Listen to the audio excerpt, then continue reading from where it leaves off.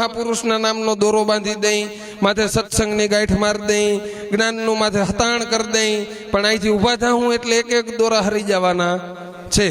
અને આપણે મહિને 2 મહિને 4 મહિને 6 મહિને વિચાર કરવાનો કે આપણે આ મેઘીમાની ઉત્તર ક્રિયામાં શ્રદ્ધાંજલિમાં મળ્યા હતા, ત્યાં આટલી જ્ઞાનની, નોલેજની, સત્સંગની બધી વાતો થઈ હતી, એમાંથી આપણી અંદર કેટલું રહ્યું અને મારા જીવનનો કેટલો પ્રકાશ થયો, મારામાં કેટલો વિકાસ થયો, આવો વિચાર આપણે કરવાનો. અને જો આપણો દોરો હરી ગયો હોય તો કોઈને કાંઈ કહેવાનું નહીં, મનોમન સમજી જવાનું કે મારામાં લોઢણિયામાં કાંઈ ફેર છે નહીં.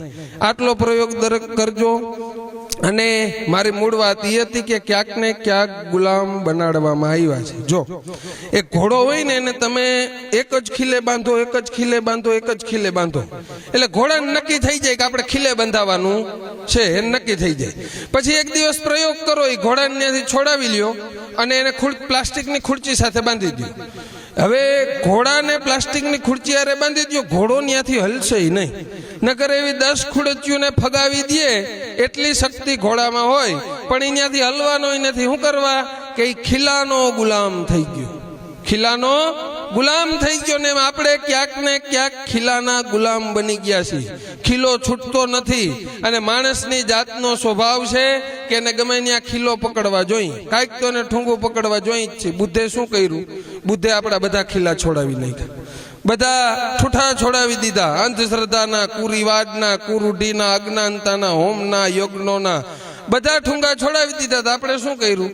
બુદ્ધને ઠુંગા કરીને પકડી લીધા, બુદ્ધને ઠુંગા કરીને પકડી લીધા. આપણે જસ લઈ, કોરો જસ લઈ, એમાં નાઈ નથી. લ્યો તમ તારે આપણે કોરો કોરો જ લઈ. કબીર સાહેબ તો કે અમારામાં થઈ ગયા, રૈદાસ તો કે અમારામાં થઈ ગયા, દાસી જીવન તો કે અમારામાં થઈ ગયા, મેઘમાયા તો કે અમારામાં થઈ ગયા, બાબા સાહેબ આંબેડકર તો કે અમારામાં થઈ ગયા, જયદેવ બાપુ તો કે અમારામાં થઈ ગયા. એટલે ઈ બધાય તો આપણામાં થઈ ગયા, પણ આપણે એમાં સહી એને કીધું એ પ્રમાણે તો આપણે જસ લઈને તો બરાબર છે, તો આપણે જ લઈ તો બરાબર છે. નકર આ બધો લીંબડ જ હશે. કેવો જ? લીંબડ જ કહેવાય આને. આપણે જો એ પ્રમાણે ન હોય તો એટલે ક્યાંક ને ક્યાંક આપણે ઠુંગું પકડી લીધું છે. બાકી આપણે વારસદાર ખરા. તમે બુદ્ધના વારસદાર છો, કબીરના વારસદાર છો, રૈદાસના વારસદાર છો, મેઘમાયાના વારસદાર છો, તમે બાબા સાહેબ આંબેડકરના વારસદાર છો, તમે રામાપીરના વારસદાર છો, જયદેવ બાપાના વારસદાર છો, ઉગમ બાપાના વારસદાર છો. આ બધા મહાપુરુષોના વારસદાર તમે છો વી ખરા, પણ એની વિચારધારા તમે કેટલી લીધી? શું હતી બુદ્ધની વિચારધારા? શું હતી બાબા સાહેબની વિચારધારા? નકરી જયકાર બોલાવી હાલી જાય. એક છોકરું હોય અને એને નિશાળે રોજ ભણવા જાય, પછી રોજ માસ્તરના દર્શન કરીને પગે લાગીને વિયું આવે, રોજ માસ્તરને પગે લાગીને વિયું આવે, રોજ માસ્તરને પગે લાગીને વિયું આવે. પછી પરીક્ષા આવે, છોકરું પાસ થાય કે નપાસ થાય? નપાસ જ થવાનું. શું કરવા? કે નકરું પગે લાગવામાં જ સમજ્યું છે. એમ આપણે ક્યાંક ને ક્યાંક નકરું પગે લાગવામાં સમજ્યા છે. એને હું પાસ જો થવું હોય તો માસ્તર શું કહે છે, લેસન હોમવર્ક પૂરું કરી એ શું કહેવા માંગે છે અને એ આપણે આચરણમાં ઉતારીએ તો પાસ થવાય, બાકી પાસ થવાતું નથી. એટલે તો પાસ થાય. એમ શું હતી બુદ્ધની વિચારધારા? બુદ્ધ પોતે મૂર્તિ પૂજામાં ન માનતા, બુદ્ધ પોતે મૂર્તિ પૂજક નતા. આજે પરિસ્થિતિ એવી છે કે જે માણસ મૂર્તિ પૂજકનો વિરોધી હતો, આજે પરિસ્થિતિ એવી છે કે વિશ્વની અંદર જો કોઈની વધારે મૂર્તિ હોય તો એ તથાગત બુદ્ધની છે. આજે પરિસ્થિતિ એવી છે કે વિશ્વની ટોપ 10 મૂર્તિમાંથી 4 મૂર્તિ બુદ્ધની છે. આજે પરિસ્થિતિ એવી છે કે ચાઇનાના એક જ ટેમ્પલની અંદર નાના મોટી થઈને 10,000 બુદ્ધની મૂર્તિ છે. જે વ્યક્તિ પોતે મૂર્તિ પૂજામાં ન માનતો એની પાછળ આખી મૂર્તિ પૂજાની પરંપરા આવી ગઈ. એટલે વિચારધારા છે એ ભૂસાતી ગઈ અને આ બધું આવતું ગયું. એટલે બુદ્ધના ખરેખર બુદ્ધના વિચારોને બુદ્ધત્વને જે સમજો હોય એની દશા કેવી હોય? એની દશા એવી હોય કે બોધિ ધર્મ નામના એક બૌદ્ધ ભિક્ષુ હતા અને એ જંગલની અંદર પદયાત્રા કરતા હતા. પદયાત્રા કરતા હતા ને એ દરમિયાન ઠંડીનો પ્રકોપ પડ્યો ને એની શરીર વૃદ્ધ હતું ને ઠંડી લાગવા માંડી. હવે શું કરવું? હવે ક્યાંક આશરો લેવો પડે એમ હતો. એટલે દૂર જોયું એટલે કુટીરની અંદર એક દીવો બળતો હતો. દીવો જોઈને પ્રકાશ જોઈને તરફ ચાલ્યા તો ખરા, પણ ત્યાં એક બીજા બૌદ્ધ ભિક્ષુ રહેતા હતા અને આ બોધિ ધર્મે ત્યાં જઈને વિનંતી કરી કે ભગવાન બાપા મને આજનો દી રાત વાસો અહીં કરવા દો, મારું શરીર વૃદ્ધ છે અને હું આ ઠંડીનો પ્રકોપ સહન કરી શકું એમ નથી. ઓલા બૌદ્ધ ભિક્ષુ કે કાંઈ વાંધો નહીં, તમે તમારા અહીં રહ્યો, હું અત્યારે નગરમાં જ આવું છું, સવારે પાછો આવીશ અને જો આ લાકડા પૈડા તાપણું કરો અને શરીર તાપો, હું સવારે પાછો આવી જઈશ.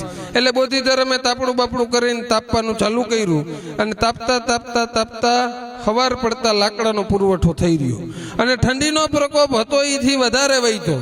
ઠંડીનો પ્રકોપ હતો એથી વધારે વધી ગયો ને હવે બોધિ ધર્મનું શરીર વધારે માંડ્યું, ધ્રુજવાન રહેવાય એવી પરિસ્થિતિ નહીં. હવે શું કરવું?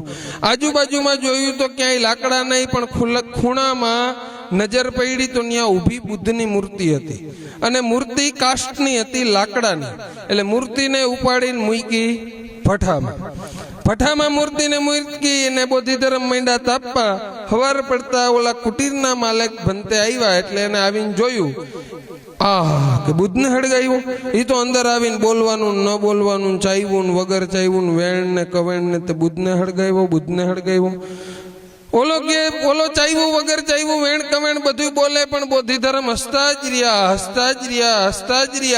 અને હસતા બોધિ ધર્મે જવાબ દીધો કે ગાંડા, બરે લાકડું છે અને બુદ્ધ બેઠો બેઠો તાપે છે.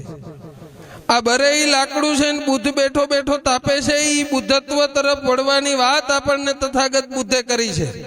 ક્યાંય ડાળે પીપળે ચોંટવાની ઉથમું પડવાની વાતો નથી કરી. તમે પેલા રામની મૂર્તિને અગરબત્તી કરતા હોય તો એ તમે મૂકી દીધું, કૃષ્ણની મૂર્તિને અગરબત્તી કરવાનું મૂકી દીધું, પછી બુદ્ધની મૂર્તિને અગરબત્તી કરો એટલે થયું શું?